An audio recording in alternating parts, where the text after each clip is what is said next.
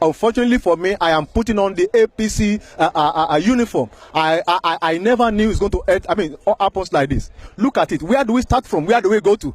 Look at the people behind me now. We all fed here. But where do we start from? Where do we go to? Who do we hold accountable? Can the government tell us that there is nobody that is aware? There's no prior information that they're going to remove this place. And I think if they're going to remove this place, it's going to be a kind of warning. They should have removed the roof alone to allow us to pick up our goods. But where do we start from? Look at the number of people that are working here. Where do we go back again now? I am a graduate of banking and finance. I mean, for how long? Where do we go to? University of Nigeria and Nsukka. Where do we go to?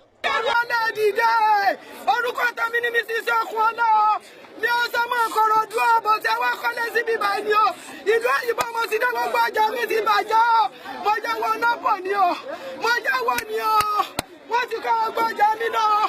I'm bad, money before. I'm bad, money before.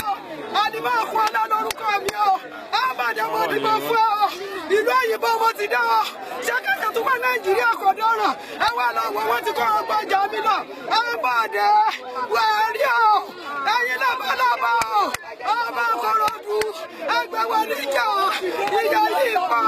But Yahweh, as I look at my young word, any woman any woman can Sabo, any woman can Sabo, and shall come back and it was you know to do.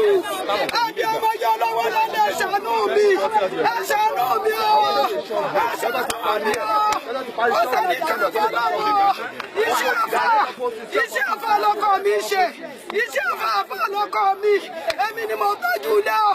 Ìjọ nọ́mbà mú wá ní ọ, mo yá wá ní ọ, ìlú òyìnbó mo ti dé ọdún méje, mo dẹ̀rọ ṣọ́ọ̀bù sí bíbẹ̀, wọ́n yí fọ́ọ̀mù wá ọ, wọ́n ti wá ọgbẹ́ ẹ̀mọ́ láwọn ti jọjà lọ, ẹ ṣàánú mi, ẹ ṣàánú mi ọ. Mo dé láàárọ̀ yìí ni mo bá tọ́jú owó ṣọ́ọ̀bù mi, owó tí mo tẹ̀lé dáná ni mo fi kiri lọ́tọ́ láwùsá tí mo pàrẹ́dì, pẹ̀lẹ́sẹ̀ mi ara mi ò yá, tí mo pàrẹ́dì lọ́tọ́ láwùsá, tó yẹ pé wọ́n ní ká máa lọ pé kò sí wàhálà, àwọn ò ní wá wo, wọ́n jẹ́ títí nírọ̀lẹ́, owó pálí márùn-ún. Owó yẹn pọ̀ àti owó bẹ́ẹ̀mà wọ́n ní àkó gbogbo ẹ̀ etí ọ̀nà báyìí mo kó sí ìrọ̀kàn nílò àárọ̀ ìgbẹ́ máa lọ sanwó sí báńkì mo ṣe máa sanwó sí báńkì àkáǹtì wọn wà lọ́wọ́ mi ní ìrí owó kankan owó okòwò mi okòwò nìkan ni mo rí wọn ti tẹ gbogbo ẹ̀ mọ́lẹ̀ mi rí kankan nú ẹ̀ mi rí kankan mi kówó lọ ní ṣọ́ọ̀bù ni máa kówó mi sí wọ́n ti bà yé mi jẹ́ pátápátá torí mo máa ń gbé àwọn ọjà mi kò sẹ́ni tí màá fi tèmi kó kò sẹ́ni tí màá lọ fi tèmi kó bá ṣé mo ń rọ́jò ayé mi ni tí mo fẹ́ mi fi tèmi nìyàn lára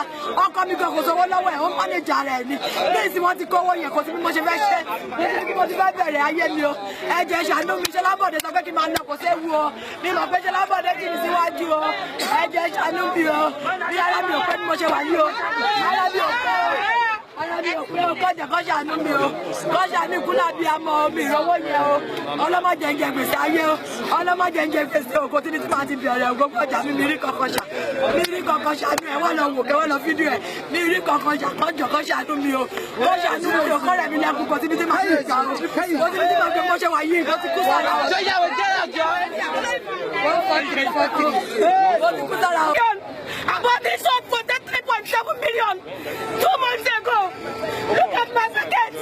I bought almost 7 million inside this shop. Within 2 weeks, they destroyed it. No notice. Even 5 minutes notice. My account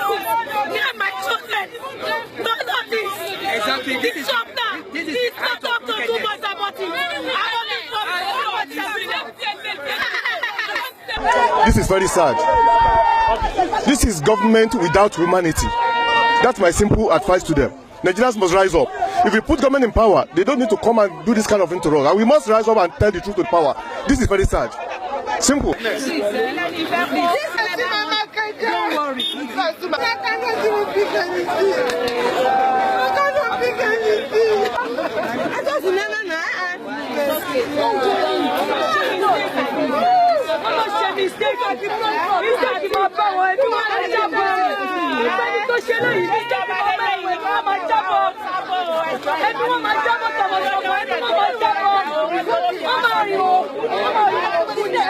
We are not notified at all. We are not notified.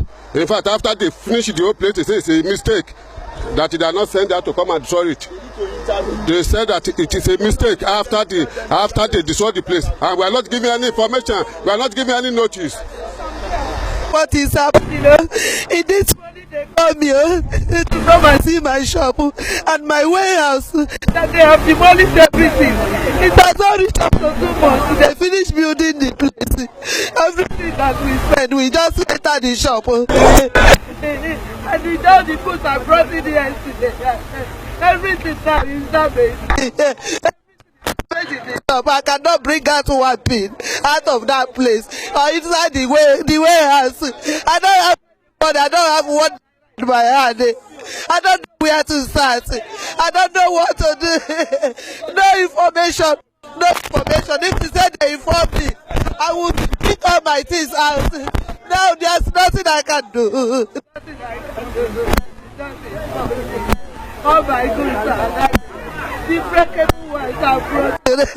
I cannot pick anything.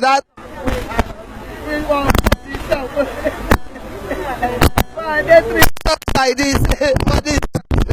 They're treating us like this.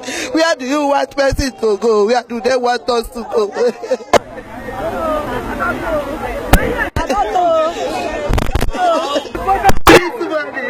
The people are voted have not paid. I'm not saying that.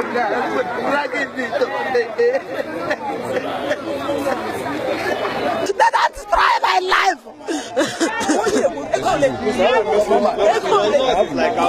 I have 5 level for India, which is always 12,000, and I have 18,000 inside that place. I don't see and come out. They don't bury everything. They will not keep me and my children hungry. That's my own, and I cannot stay for home. I don't get anybody to feed me. I don't get help.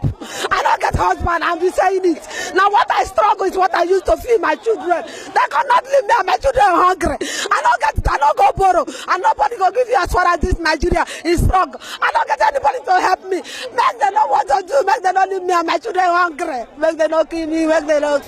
There was no form of notice to us. If they have given us notice, that's okay. We would have known how to pack our loads. Nobody told us. We were here yesterday. No information, nothing. We went home, hoping that this one we are coming after environmental will come to unload to us. They come very early. Look at so many things I've lost here. I'm a civil servant. I was retired. Now I'm here to manage myself. Now where do they want me to go again? I have a family to feed.